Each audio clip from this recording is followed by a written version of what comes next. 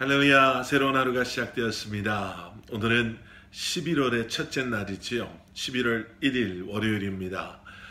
말씀과 함께 새로운 하루를 시작하시는 여러분들의 삶 가운데 또 새로운 한 주간을 시작하시고 또 새로운 한 달을 시작하시는 여러분들의 삶 가운데 말씀을 사모하시는 마음, 주님의 임재하심을 사모하는 마음 가득하시기를 기도하겠습니다.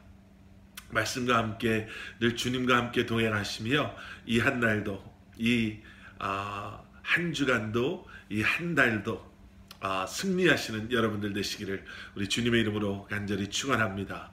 오늘 우리에게 주시는 하나님의 말씀은 욥기 16장 1절부터 17절까지의 말씀입니다. 욥기 16장 1절부터 17절까지 말씀, 우리 먼저 함께 말씀 보시고 또 말씀 나누도록 하겠습니다. 욥이 대답하여 이르되 이런 말은 내가 많이 들었나니 너희는 다 재난을 주는 위로자들이로구나. 헛된 말이 어찌 끝이 있으랴. 내가 무엇에 자극을 받아 이같이 대답하는가. 나도 너희처럼 말할 수 있나니 가령 너희 마음이 내 마음 자리에 있다 하자. 나도 그럴듯한 말로 너희를 치며 너희를 향하여 머리를 흔들 수 있느니라. 그래도 입으로 너희를 강하게 하며 입술의 위로로 너희의 근심을 풀었으리라. 내가 말하여도 내 근심이 풀리지 아니하고 잠잠하여도 내 아픔이 줄어들지 않으리라. 이제 주께서 나를 피로하게 하시고 나의 온 집안을 패망하게 하셨나이다. 주께서 나를 시들게 하셨으니 이는 나를 향하여 증거를 삼으심이라. 나의 파리한 모습이 일어나서 대면하여 내 앞에서 증언하리이다. 그는 진노하사 나를 찢고 적대시하시며 나를 향하여 이를 갈고 원수가 되어 날카로운 눈초리로 나를 보시고 무리들은 나를 향하여 입을 크게 벌리며 나를 모욕하여 뺨을 치며 함께 모여 나를 대적하는구나. 하나님이 나를 악인에게 넘기시며 행악자의 손에 던지셨구나. 내가 평안하더니 그가 나를 꺾으시며 내 목을 잡아 나를 부서뜨리시며 나를 세워 관역을 삼으시고 그의 화살들이 사방에서 날아와 사정없이 나를 쏘므로 그는 내 콩팥들을 꿰뚫고 그는 내 쓸개가 땅에 흘러나오게 하시는구나. 그가 나를 치고 다시 치며 용사같이 내게 달려드시니 내가 굵은 배를 꿰매어 내 피부에 덮고 내 뿔을 티끌에 더럽혔구나. 내 얼굴은 울음으로 붉었고 내 눈꺼풀에는 죽음의 그늘이 있구나. 그러나 내 손에는 포학이 없고 나의 기도는 정결하니라. 아멘. 오늘부터 보시게 되는 욥기 16장과 욥기 17장의 말씀은요, 엘리바스의 이제 두 번째 논쟁에 대한 욥의 그 대답을 담고 있습니다.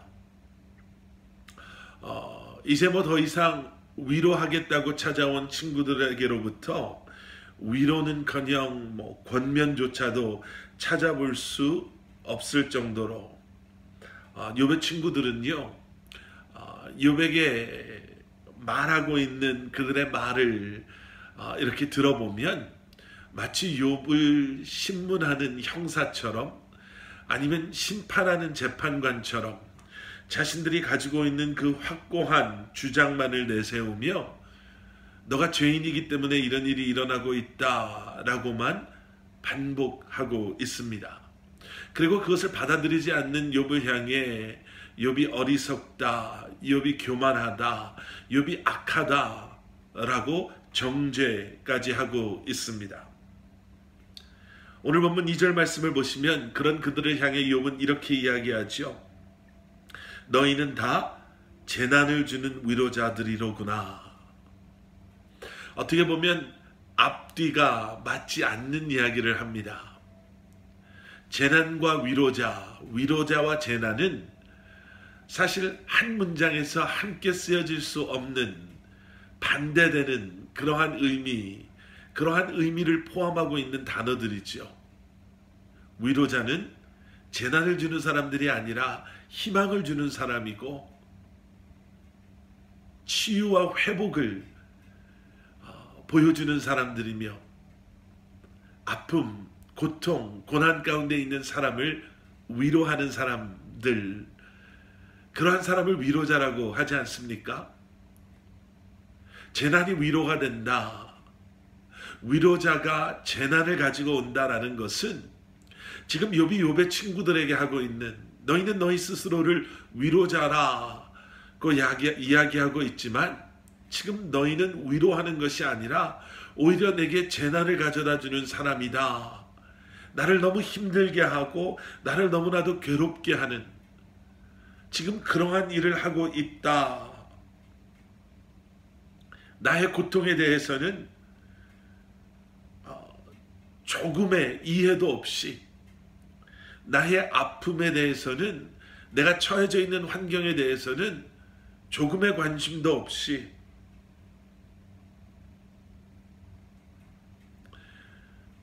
오히려 너희의 나를 향한 말들은 나에게 재난처럼 나를 더 괴롭게 하고 힘들게 하고 아프게 하고 있다라는 겁니다. 여러분, 다시 한번 반복해서 말씀드리지만은요, 엘리바스를 비롯한 욥의 친구들의 말이 잘못되거나 거짓이거나 하지 않습니다. 다르게 표현하면 틀리지 않는 이야기를 하고 있지만 틀리지 않는 이야기가 지금 욥을 너무나도 괴롭게 하고 있는 거예요.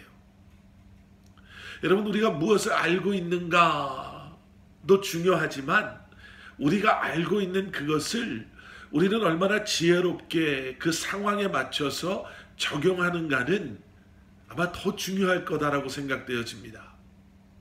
엘리바스와 빌닷과 소발은 많은 것을 알고 있었던 사람들이었지만 그들의 지식과 경험의 적용은 욥의 상황과 욥의 마음, 아픔을 전혀 고려하지 않는 그러한 그들의 지식과 경험의 적용은 지금 오히려 욥을 더 힘들게 하고 있다라는 것이죠.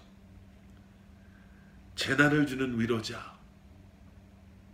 여러분, 우리는 그러한 이야기를 듣지 않는 진정한 위로자, 희망을 주는 위로자, 웃음을 주는 위로자, 눈물을 닦아주는 위로자, 예수 그리스도의 십자가를 통해 참 소망과 치유와 회복을 함께 경험하는 그러한 위로자가 되기를 소원합니다. 친구들을 그렇게 원망했던 욥이 이제 7절 이하에서는요, 어떻게 보면 그의 원망의 대상을 하나님으로 바꾸는 것처럼 보여지는 이야기들을 시작합니다. 7절 말씀, 이제 주께서 나를 피로하게 하시고 나의 온 집안을 패망하게 하셨나이다. 욥이 고백하죠. 하나님께서는 내 삶을 정말 힘들게 만드신 장본인이십니다. 잘 나가는 우리의 집안을 하루아침에 망하게 하셨고요, 내게 있던 모든 것을 하루아침에 다 빼앗아가 버리셨습니다. 8절에서 계속 이렇게 고백합니다. 주께서 나를 시들게 하셨으니 이는 나를 향하여 증거를 삼으심이라. 나의 파리한 모습이 일어나서 대면하여 내 앞에서 증언하리이다. 9절 말씀, 그는 진노하사 나를 찢고 적대히 하시며 나를 향하여 이를 갈고 원수가 되어 날카로운 눈초리로 나를 보시고, 하나님께서는 이러한 일들을 통해서 나를 시들게 하시고 나를 지치게 하시고 하나님의 진노하심 가운데 나를 찢으시고 적대시하사 하나님은 나를 원수 취급하셨습니다.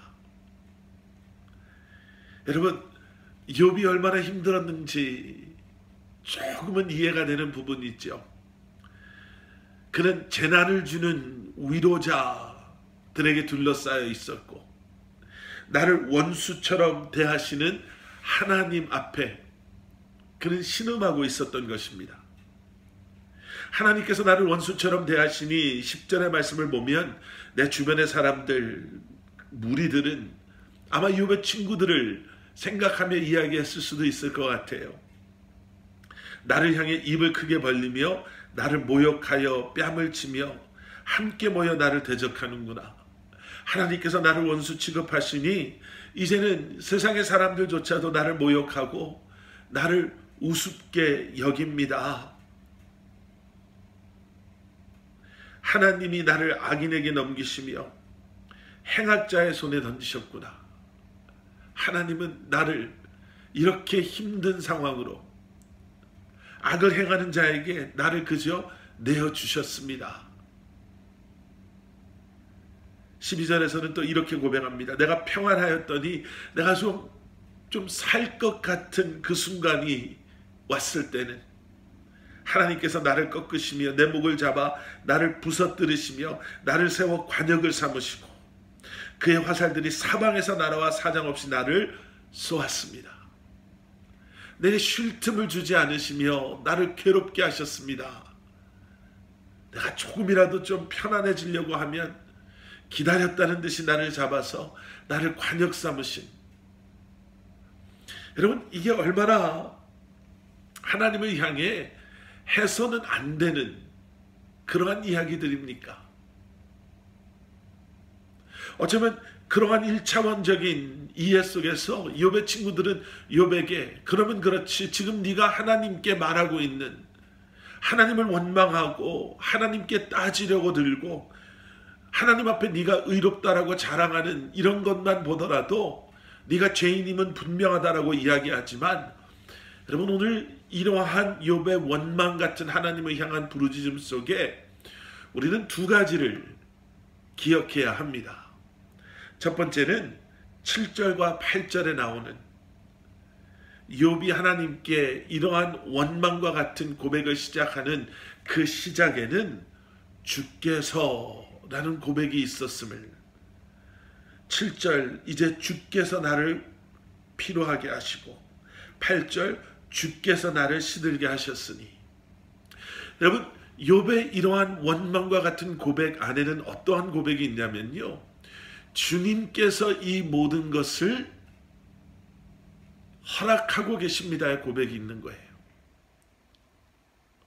괴롭고 힘들고 너무나도 받아들이기 어려운 상황이지만 그래도 끝까지 욥이 놓치지 않는 것은 그래도 하나님께서 주관하시고 허락하시고 하나님의 뜻 가운데 이 모든 것이 일어나고 있음을 그는 고백하고 있는 거지요. 그래서 욥은 알고자 하는 마음으로 주님 앞에 부르짖고 있는 것입니다. 그리고 오늘 본문 마지막 17절을 보시면 그러한 고백의 절정이 이렇게 고백되어지죠. 하나님은 나를 원수처럼 대하시는 것 같아요. 그렇지 않고서는 어떻게 나에게 이렇게 큰 고통을 주실 수 있습니까? 하나님 보세요. 하나님이 나를 이렇게 원수 대하듯 대하시니 세상 사람들이 나를 모욕하고 조롱하고 그들이 나를 이렇게 힘들게 합니다. 내가 조금이라도 편안하려고만 하면 기다리셨다는 듯이 나를 붙잡아서 나를 관역 삼으시는 것처럼 나에게 고통을 주시고 나에게 아픔을 주시는 주님. 그런데 17절에서 욥은 그의 고백을 이렇게 마무리하죠. 그러나 반전이 있음을 이야기하는 거 아니겠어요? 내 손에는 포악이 없고 나의 기도는 정결하니라. 욥의 17절의 고백은 무엇입니까? 한마디로 말하면 이거예요. 하나님, 그런데 나는 그래도 주님만을 바라보겠습니다. 하나님, 나를 도와주세요. 주님, 내 손 깨끗한 거 아시죠? 이렇게 나를 해하려는 자들의 손이 나를 괴롭게 하지만 내 손에는 포악이 없습니다. violence가, 난폭함이 내 손에는 있지 않습니다. 세상 사람들은 이런 상황에서 하나님을 저주하고 주님을 원망하고 그렇게 주님을 떠나가지만, 주님, 나는 아직도 정결함으로 주님 앞에 기도하고 주님의 이름을 부르고 있는 것 주님 아시죠? 주님, 나를 도와주세요. 나를 도와주세요. 고백하고 있는 것이죠. 여러분, 이러한 상황 속에서 이러한 고백을 하고 있다는 것 자체가 너무나도 놀랍지만 다시 한번 오늘 이 말씀을 통해서 이 말씀을 우리의 삶에 적용하며 여러분, 우리는 두 가지를 놓고 기도할 수 있기를 원합니다. 첫 번째는 우리와 고통 가운데 있는 지체들과의 관계 속에서 우리는 재난을 주는 위로자가 아닌 예수 그리스도의 십자가를 통해 참 소망과 위로와 사랑을 나누는 그러한 위로자 되기를 기도합니다. 또 한 가지는 우리와 하나님과의 고통 속의 관계죠. 비록 이해되지 않는 고통 때문에 괴로워하신다 하더라도 욥의 고백처럼 우리 역시도 주님, 내 손 깨끗합니다. 그리고 주님, 나는 아직도 주님의 이름을 부르고 있습니다. 주님, 나를 도와주시옵소서. 기도하며 주님 앞에 힘들고 어려울 때 더 가까이 나아갈 수 있는 저와 여러분들 되시기를 주님의 이름으로 간절히 축원합니다. 함께 기도하시겠습니다. 사랑의 아버지 하나님, 욥의 고백처럼 다시 한번 주님, 내가 어디를 갈 수 있고 내가 누구에게 도움을 청할 수 있겠습니까?